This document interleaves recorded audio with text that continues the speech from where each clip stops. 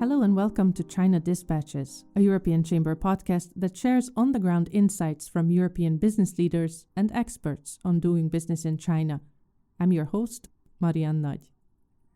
The European Chamber, in partnership with the Mercator Institute for China Studies, or MERICS, launched their joint report, China's Innovation Ecosystem, the Localization Dilemma, on the 21st of April. The report was the second of a planned 3 rounds of surveys and interviews among the Chamber's members on European companies' R&D activities in China. In today's episode of China Dispatches, we will look at some of the report's key findings, such as the different factors influencing European companies' innovation in China, as well as the wide range of R&D strategies they deploy in the face of the complexity of China's business environment. The full report is available for download on the European Chamber's website. It is my pleasure to welcome today's guests, Kris Van Gasse, Vice Chair of the European Chamber's R&D Working Group, and Jacob Gunter, Senior Analyst at MERICS Economic Research Team. Thank you very much for joining.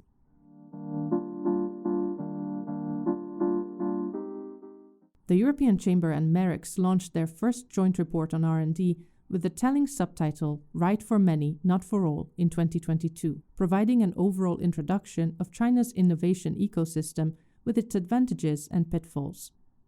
Jacob, you were the lead pen of both of our reports on R&D. Were there any findings in the second report that especially stood out to you in comparison with the conclusions of the first?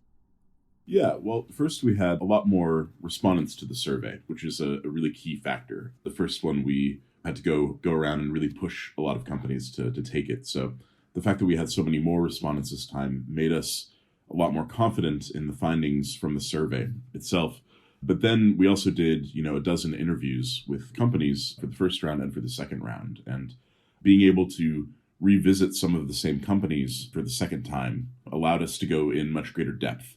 The first year we were sort of probing around, trying to feel what direction we should go in, whereas this second time we had a pretty clear sense of, okay, these are the things that really matter. And the things that really matter are issues like to what extent they choose to localize. That's where this localization dilemma title comes from, is companies trying to decide, China has an incredible R&D ecosystem that you could tap into, but it also comes with a lot of risks.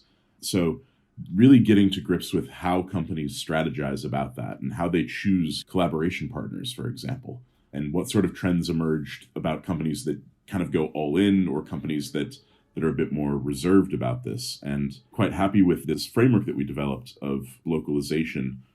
One of the interviews had this really almost a radical approach to the level of localization they were going into.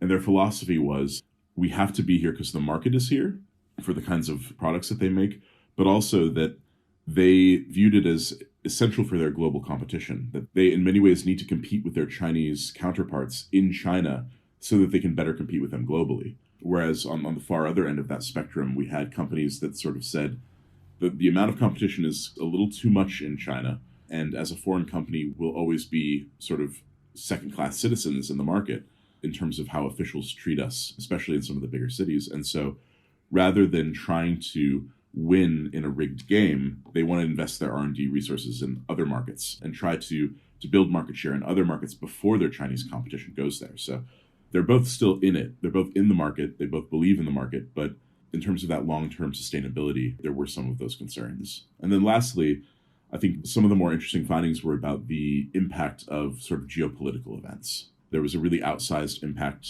from the survey, but also from the interviews about Russia's invasion of Ukraine and how that has impacted the sustainability of business models and investment plans more generally, and how that has trickled down into a bit more skepticism about R&D investment, because R&D investment is sort of the longest term kind of investment that a company will make. It needs to have not a 5-year turnaround kind of plan. It's a much longer proposition than that. So that sustainability really matters, and the way geopolitics is starting to threaten that sustainability. It's easy for me as a researcher to say it's interesting, but perhaps Kris, as an actual business leader, has a bit different impression. Before we go into the geopolitical impact, Jacob mentioned these two extremes, the two extreme approaches to R&D in China that companies might take. And of course, there's nuances within those extremes. But basically, on the one extreme, we find the companies that are very happy to localize their R&D and technology. And on the other, those who are extremely cautious. So is that what you also see from the industry's perspective? You have to consider several factors. First of all, the market dynamics are very different from what we are used to in Europe, from what we are used to in other parts of the world as well. So we need to understand how that works. We also need to know that those geopolitical factors do effectively play a significant role. And like Jacob also says, R&D is never a short-term strategy. I mean, it's not something that you can say, okay, I consider getting into R&D this year and next year we forget about it or we expand or whatever we want to do.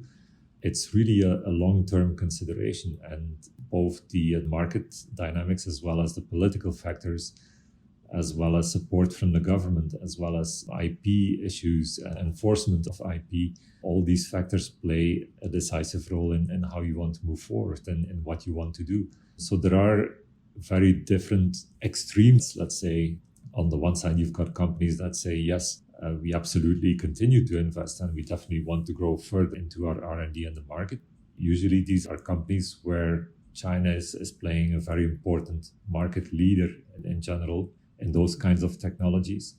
On other areas, it's much more different. I mean, where the costs of investment is going to be very high and where the competition is so extreme, basically where you've got a lot of Chinese national and local companies that are giving a very sharp competition in the R&D field to the foreign companies. There it's much more difficult for different factors. It may be knowing the market, it may be also related to getting certain benefits easier because they have the political connections, they know the people, they know where to go when they need support, but also they get easier access to some government-funded programs. And that's the two extremes, and then you've got everything in between as well. So companies have to make a very careful consideration about what they do with R&D and constantly. Even the ones that are there as the ones that are considering of moving into China on the R&D part. But I mean, like Jacob says as well, it's a massive market. It's definitely a market that is the largest in the world, if not going to be. So do you have to be there? Yes. But what do you do? I mean, do you do R&D here locally, or do you still do it from other parts in the world and then import your technology? That all has to be a consequence of all the considerations that you have to make. As you mentioned, there's many factors that determine the decisions that companies will make regarding their R&D strategies. But one of the factors that, of course, in the last couple of years really impacted these decisions were the COVID-19 control measures in China that impacted business operations in the country and then R&D operations as well. So the survey that formed the basis of this report was conducted for the most part prior to the removal of COVID restrictions across China, but the follow-up interviews took place in January and February of this year, meaning that some changes in the sentiment related to the pandemic management restrictions ending are reflected in this report. Jacob, what kind of picture did the survey results and the subsequent interviews paint about the impact of the zero COVID policy on R&D activities in China? Yeah, so the survey data, and as you said, Mariann, that data sort of becomes a bit outdated because it was collected prior to the shift away from zero COVID. But we had 55% of respondents viewed China's zero COVID strategy as having a highly negative impact. And then 33% said it had a somewhat negative impact. 6% neutral, and 1% somewhat positive. And I was always curious about that 1%, where they got that impression from. The impact, of course, at the time was massive. And we also found this with the survey from the year before, that this, and how could it not be one of the most impactful things, particularly for R&D collaboration of, you need people to be able to kind of come in and out of the country. And that means bringing foreign nationals into China to contribute to R&D projects, but it also means taking Chinese researchers and engineers and stuff and taking them to your global headquarters or to other operations. R&D is something that needs to be able to move across borders. And so the fact that was shut down for a long time had a huge negative impact. That being said, with a lot of the interviews, they really welcomed that change, that the flow of people might be able to start again. But there was a lot of recognition from many of the interviews that we had that it obviously will take quite some time to sort of get back to normal, not only from a regulatory perspective, but there might be some skepticism of people that have gone through the trauma of zero COVID for so long, maybe there's some kind of almost psychological reluctance of going out and to the rest of the world for some people. Maybe for others, they're quite eager to get out and get back doing business abroad and doing research abroad. And that there was a similar kind of reputational concern that a lot of foreign researchers that maybe 5 years ago would have been very interested in coming to China to work in an R&D center for a European company will have read about the intensity of the lockdowns, for example, in Shanghai in 2022. And a lot of interviewees said that they were concerned that that reputational impact will take some time to sort of recover. So it was, again, very positive that things had started to change already at that time, but not completely unreserved positivity. There were some additional concerns. But I'm sure Kris, not only with the R&D working group, but also actually running things on the ground, having experienced that last year and a half of zero COVID, because I had gotten out of China in mid-2021, so I wasn't there for the last big wave of lockdowns and such. So maybe Kris can provide some on-the-ground perspective on that. Well, unlike you, I have stayed in China all the time, so I really also experienced the rest and the changes and everything. And for sure, the reopening has been a good move. It's also come as sudden as the lockdowns were there. But we are now in the situation of, everything's opened up again. And the economy is also catching up again. But it's like you say, Jacob, I mean, it's basically not going as fast as everyone thought it would be. There is indeed some skepticism, and there is indeed some careful considerations about how people move. There are, of course, also those people that are very willing to come back to China that were actually waiting for that reopening to happen. We cannot forget also that the step of reopening is maybe one part. The price of a flight ticket, for instance, right after the reopening was still very high. So that also doesn't help to get this travel back. Also the pre-testing before you actually get into the country, I think it's lifted now for everyone. So that has also helped to facilitate more the moving back of foreign talent into China. But it's like you say, there are other considerations as well. People who are moving into China also have families to bring along. And this was also one of the considerations from the respondents was many of the international teachers have left the country too. And that leaves questions regarding the quality of education for the children of the foreign talents and also the hospitals, of course. You see that same flow out of people and support has gone as well. So that all has to reestablish probably a bit more before we can really see this regaining of the inflow of foreign talents back into China. Of course, COVID was a big factor last year, but Jacob mentioned earlier that another important factor determining R&D activities and localization strategies was the geopolitical factors. And one of the biggest geopolitical factor that was highlighted in the report was Russia's invasion of Ukraine, which prompted companies to do a lot of risk assessments about their localization and R&D strategies. Jacob, in what ways can such a seemingly distant geopolitical issue influence companies planning for their R&D activities in China? The biggest impact is the general destabilization of possible expectations of what will happen in the world. The increase in unpredictability that such a major event, even though it's on the other side of the world from China, can have on general predictability. Because the unfortunate reality is that conflicts like this, there's always a chance of things escalating or of more countries getting involved, and that can really quickly spiral out of control. So from a predictability perspective, it's a huge risk. And I've been speaking with a lot of European corporates at their headquarters here in Europe over the last year or so, and this topic always comes up. I'm on the economic research team, and I can't go into a meeting with a policymaker or with a corporate, C-suite people or boards of directors and such. I can't talk with people about just straight economics and business.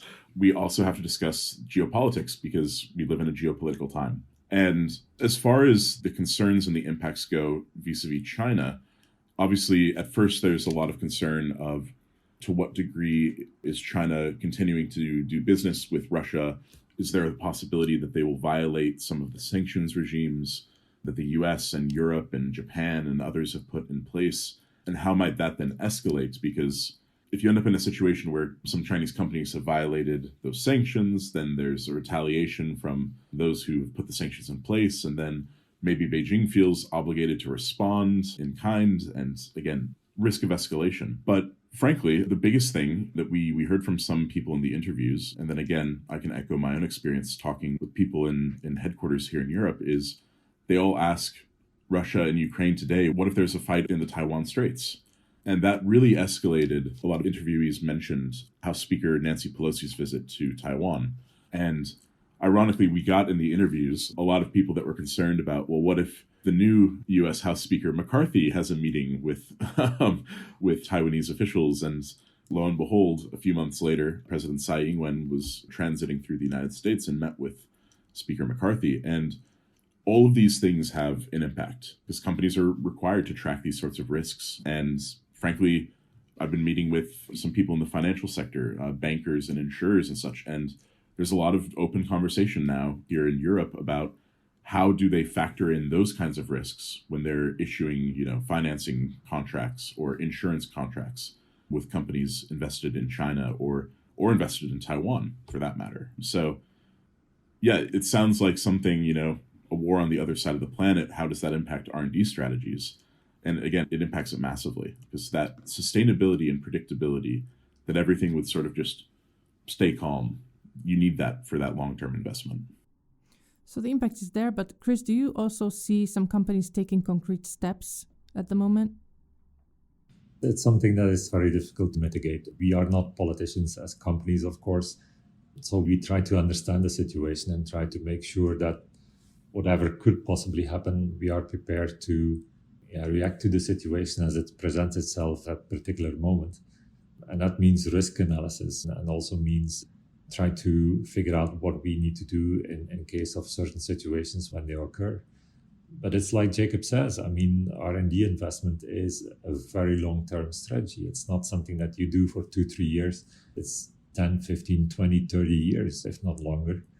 So we really need that stable environment and that conflict-free world as much as possible. And that goes from the current conflict in Ukraine as well as any trade conflicts that are there or that may arise in the future, or any other types of conflicts that still may come, and let's hope not. But it's a constant evaluation of how does the geopolitical environment actually influence our business doing here locally in China. And it has done that in many different ways, for sure. We just try to make sure that from what we see on the ground and from what we feel, that we can move forward in our business and continue to be successful despite all those difficulties, and making sure that also our novelty, our innovation and our way of doing things in China gets protected as well, that we make sure that we grow as a business in China, for China, and also for Asia and for the world. It basically requires all the leaders around the world to keep their cool a little bit and to keep on talking with each other rather than other things. But yeah, like I said, we are not the politicians.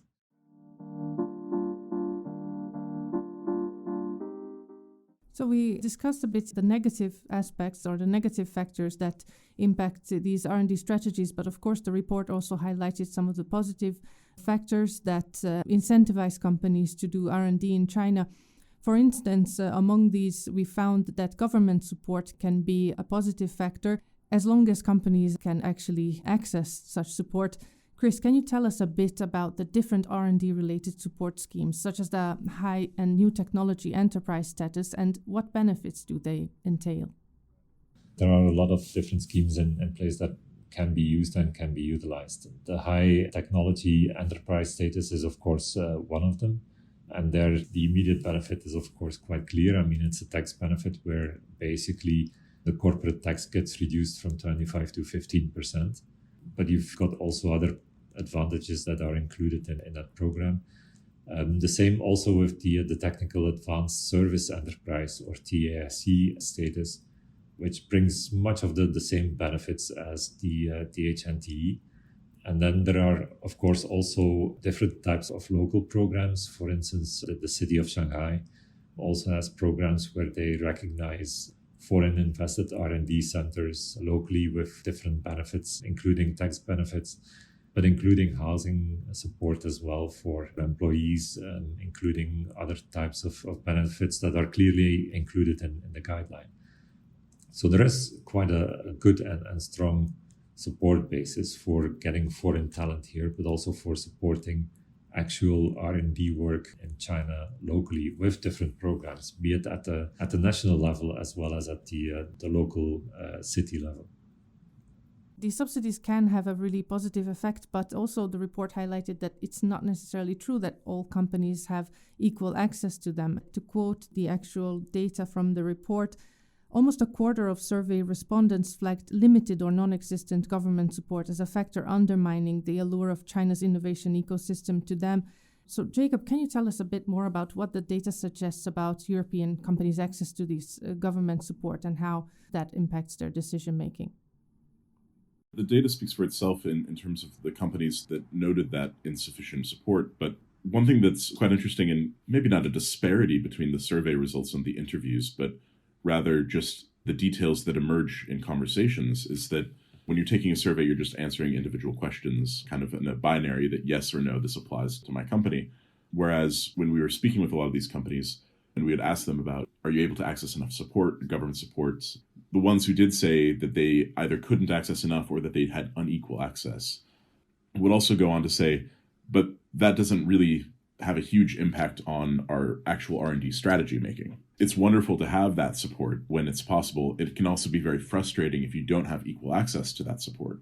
But fundamentally, the companies that are really investing heavily into R&D in China are doing it more out of the market forces that exist in China rather than a government subsidy here or a special industry zone there. To the degree that it actually impacts their decision, it's relatively limited. From the interviews, it tended to be less about do we or do we not invest, but rather where do we invest in an R&D center? Do we do it in Shanghai or do we do it in a smaller city where maybe it's easier to access some of that support? And then otherwise, though, it's those market forces that are really the big kind of push factor to get companies in. And we asked companies which of the following factors positively impacts your company's R&D and innovation in China. And 61% said it was the size of the market. 46.6% said it was strong local demand for our innovative goods and products. It's not the 1990s anymore. People want really cutting edge innovative products. There's high expectations and high demands, and you need to really invest in R&D to really suit the local tastes of what Chinese consumers and customers are looking for. And the third highest of these positive things was the fast pace of commercial application of R&D results. And this came up in every single interview that we had. The speed with which things go from, okay, so we have some findings from basic research. We've collaborated with a university or some sort of R&D center to start finding ways to go into the development stage of that basic research that's been done by that entity. And rather than it taking years, it can sometimes just take months to actually get to commercialization. I think it was in last year's round of surveys and interviews that we had one company that was talking about the specific need that they needed to fulfill. I think it was a digital twin application that would then further facilitate their R&D operations and kind of digitalize it. And they said that they were able to find a collaboration partner that was able to get this set up so that, and then they could commercialize it. It took 6 weeks and it cost $500,000 RMB. And this interviewee, they joked of, oh, if we had searched for the exact same kind of partnership, collaboration in Europe, it would have taken 6 months and it would have cost €500,000. So that speed of commercialization is hugely important. And again, this comes back to this localization dilemma question of if the speed of not just the R&D, but also its commercialization is so fast in China, then if you're not present in the market, maybe over time you're going to start falling behind. You may have some of the most cutting edge scientists and researchers working for you back in Europe or in North America or Japan or somewhere else, but it's not just a game of who has the best R&D capacity. It's also a game of who can commercialize it, because these are businesses. It's not just a research university. Talking about commercialization, Kris, can you talk a bit about, again, from the industry's perspective, of how much of these R&D results can you also commercialize in other markets? Are these solely for the Chinese market, or do companies also export their innovation results to other markets? It's actually a very interesting question, and it basically depends on how far you stand with actual R&D in China. If you're just starting up, then of course the answer will be no, definitely not. But for the companies that have heavily invested in R&D in China in the recent decades, and also in the last couple of years, who have built this solid knowledge base and also built this innovative base here in China, they definitely have the capability and reaching the stage of, okay, we are creating some new technologies that are going to be or are being exported outside of China. If you look at some parts of the industry today that are changing very rapidly, like electric vehicles, there definitely you see the players from China moving outside, some moving to Europe, some are moving into the US. And that also means that whole value chain goes along with it. So all suppliers, first tier, second tier suppliers, and so on, they also see basically their technologies being exported out of China into Europe locally and so on and so on. So in conclusion, I mean, basically, when we look at exporting R&D results, that happens for those companies that are already here in China for quite a long time, that have invested for quite some time. For the ones that are just starting, of course, it's not the case. But we see these companies that have actual presence that are investing really in the research part, in the basic research part, and not in a practical development and further customization to the market. But the ones developing or really investing in deep research, there we see the fruits of technologies being exported out of China, solutions being provided together with primary industry branches, so like the electric vehicles, like wind power, and so on and so on. All those first tier, second tier suppliers also have done investments in product research, also have their solutions to those applications. So for those companies that are exporting in the primary industries outside of China, you also see that all the other parts of the value chain really start to export as well outside of China to Europe, to the US, and to other parts in the world.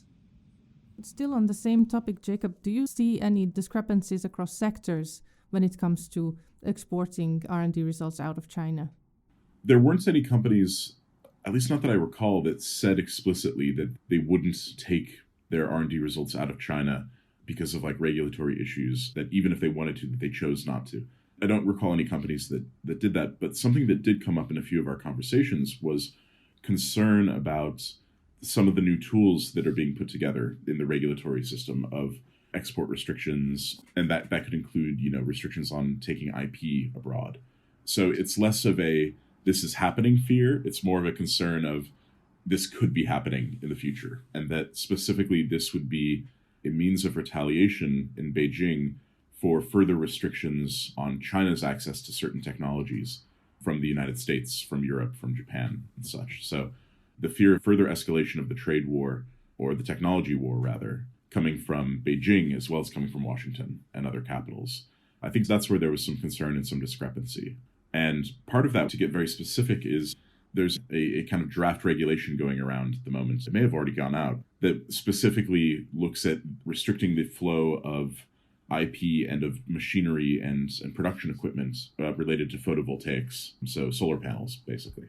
That's been pretty widely interpreted as a signal that Beijing might be looking at trying this as kind of a test case, that China has a really dominant position in that technology and in that production, and that there might be a willingness to weaponize this as a means of retaliation from further restrictions from other places. And again, it just kind of boils back down to this unpredictability that, 10 years ago, companies didn't have to worry about whether the US was going to restrict the flow of semiconductors and chips to China, and they didn't have to think about, how might China retaliate and how might that impact our investments in China and, our IP that is developed in China. So it's on people's radars, to be sure.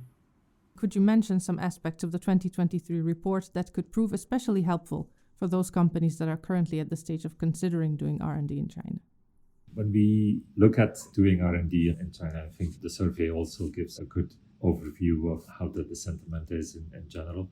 And of course, there are very positive things about doing research and development work in China. There are also some areas where there is still improvement necessary, or where there is still a desire to get some modification. And some of the key recommendations from the Research and Development Working Group in that report were basically invest more in research and development of green and sustainable technology to accelerate along the path towards carbon neutrality and realize also China's overall environmental goals. The second one was about encourage also the foreign invested enterprises to contribute to R&D in China by optimizing the financial incentives framework and by improving also the international R&D cooperations.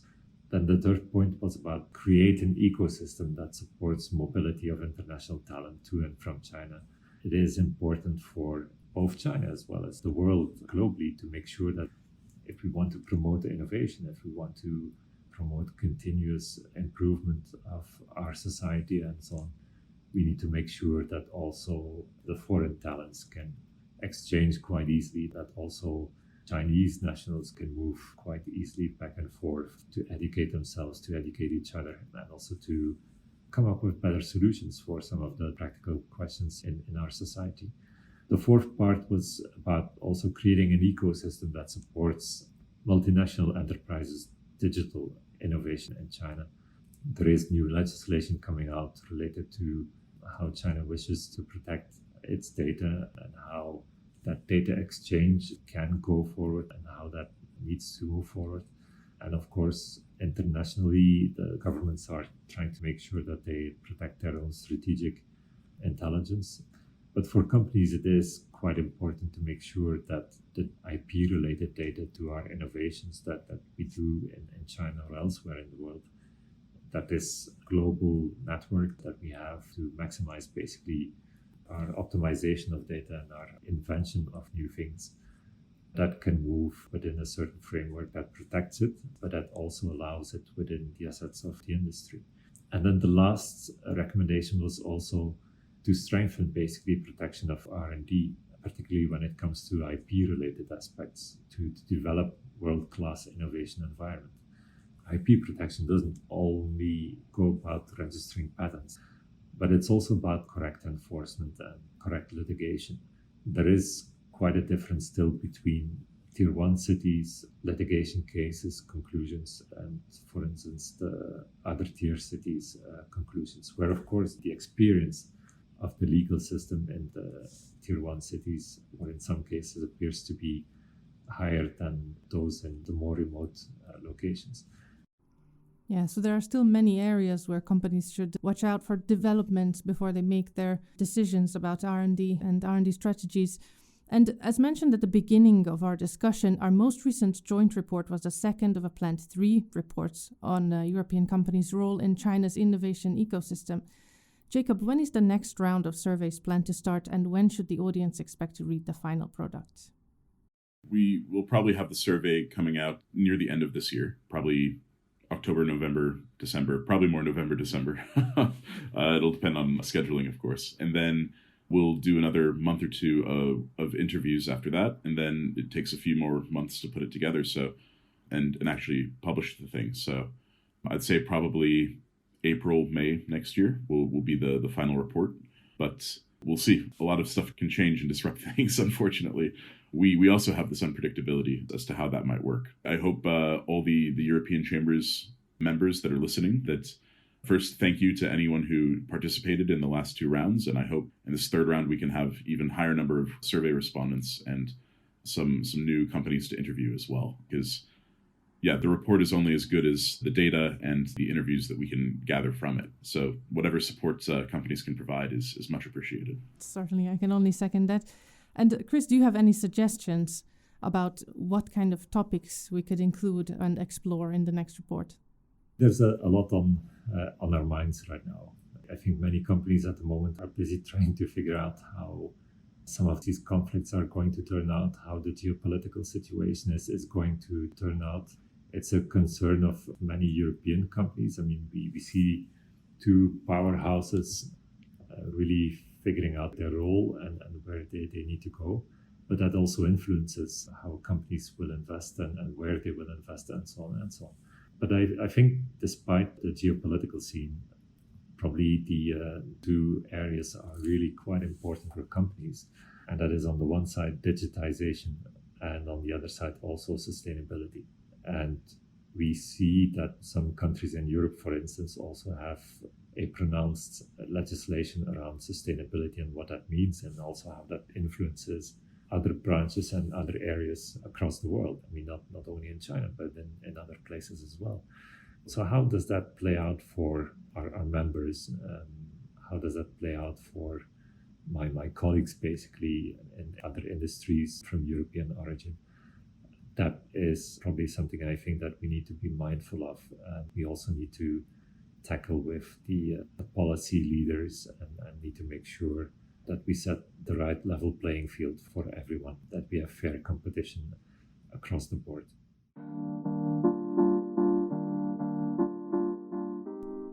That's all for today. Thank you again, Kris and Jacob, for joining us. If you like our podcast, please subscribe to China Dispatches, recommend to your colleagues and friends, and share on social media. Also, we'd love to hear your feedback. You can find contact details in the show notes. This is Mariann Nagy from China Dispatches. Thank you for listening.